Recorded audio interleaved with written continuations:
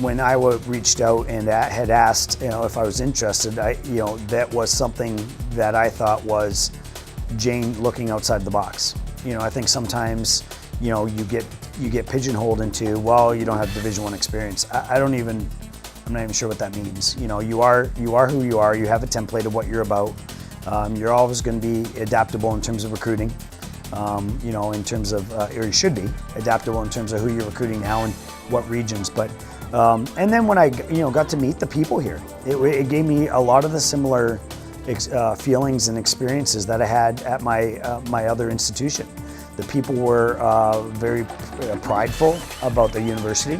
The town was family oriented.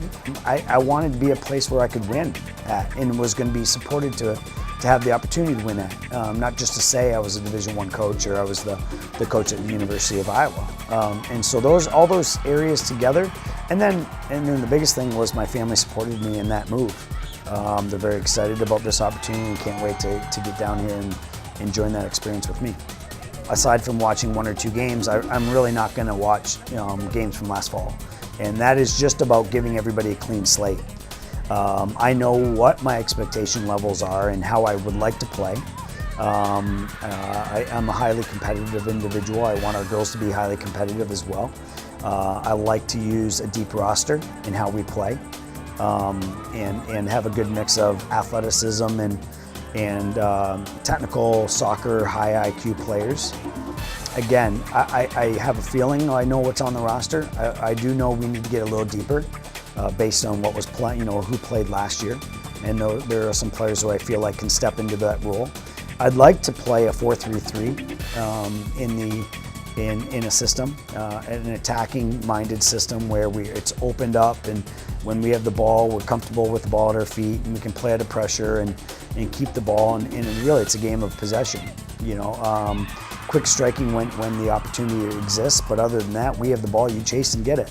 When we don't have the ball, we're going to be fit enough and determined enough to pressure and condense the game and win the ball back as a unit. So the things I do know, whether it be in the Big Ten or the Division II level or Division III level, you have to be good defensively, which they've been great at. They've been great in the past couple of years. But you also have to be able to have players who can break other players down. I think success breeds success to some degree, but for that to happen, you have to have a culture and an environment that is that you don't have to.